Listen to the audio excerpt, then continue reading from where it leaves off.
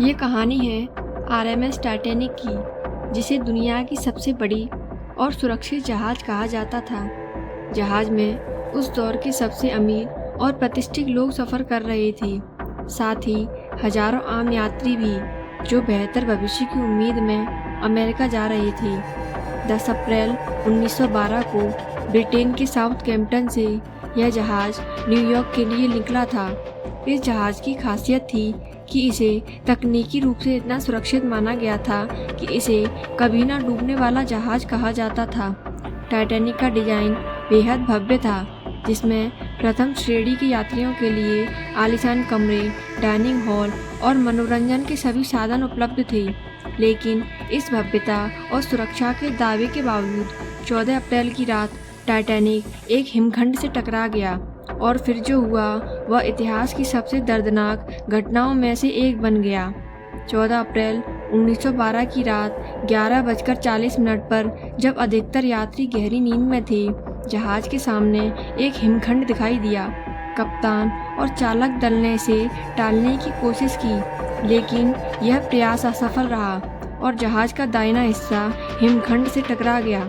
टकराव के बाद पहले तो किसी को अंदाजा नहीं था कि यह क्या हुआ है। लोग इसे एक मामूली हादसा मान रहे थे, लेकिन धीरे धीरे सच्चाई सामने आई। यह घटना उत्तर अटलांटिक महासागर में घटी। टाइटैनिक उस वक्त अपनी मंजिल से बहुत दूर था और करीब 2000 यात्रियों को जहाज के डूबने का अंदेशा नहीं था। जहाज के कैप्टन एडवर्ड स्मिथ ने तुरंत मदद के लिए संदेश भेजे, लेकिन टाइटैनिक की लोकेशन इतनी दूर और दुर्गम थी कि आसपास कोई भी जहाज समय पर मदद के लिए नहीं पहुंच सका। टाइटैनिक का डूबना कई कारणों का नतीजा था। पहला, जहाज की रफ्तार बहुत ज़्यादा तेज थी, क्योंकि कैप्टन इसे रिकॉर्ड समय में न्यूयॉर्क पहुंचाना चाहते थे। दूसरा, जहाज पर मौजूद लाइफ बोट्स की संख्या पर्याप्त नहीं थी, जो सबसे बड़ा कारण बना कि हजारों लोग अपनी जान से हाथ धो बैठे। एक और कारण यह था कि टकराव के बाद जहाज के निचले हिस्से में पानी तेजी से बढ़ने लगा, जिससे जहाज का संतुलन बिगड़ गया और कुछ ही घंटों में टाइटैनिक 2 हिस्सों में टूटकर पानी में समा गया।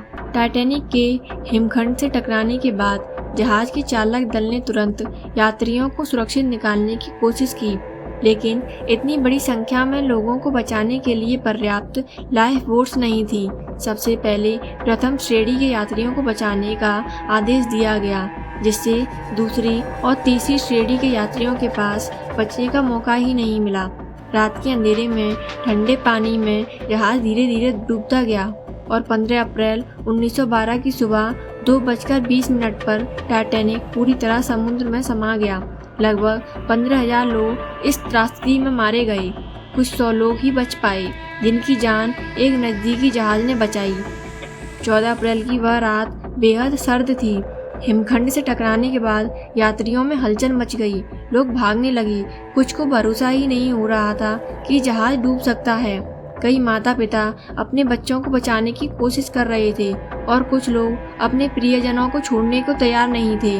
जहाज के डूबने का दृश्य बेहद दर्दनाक था। कुछ लोग प्रार्थना कर रहे थे, कुछ एक दूसरे को अलविदा कह रहे थे। जैसे जैसे पानी का स्तर बढ़ता गया, यात्री एक एक करके ठंडे महासागर में गिरते गए। परेशानियां तब और बढ़ती हैं जब जहाज का पिछला हिस्सा उठने लगता है। लोग इधर उधर भागते हैं। कुछ लोग लाइफ बोट्स तक पहुंचने में कामयाब होते हैं, लेकिन ज़्यादातर यात्री ठंडे पानी में ही समा जाते हैं। एक माँ अपने बच्चे को गले लगाकर प्रार्थना कर रही थी और कुछ लोग आखिरी वक्त तक जहाज के डेक पर खड़े होकर बचने की आस लगाए हुए थे। यह त्रासदी सिर्फ एक हादसा नहीं थी, यह उन हजारों लोगों की जिंदगी की कहानी थी जो एक नए भविष्य की तलाश में निकले थे, लेकिन उनका सपना उसी महासागर में हमेशा के लिए डूब गया।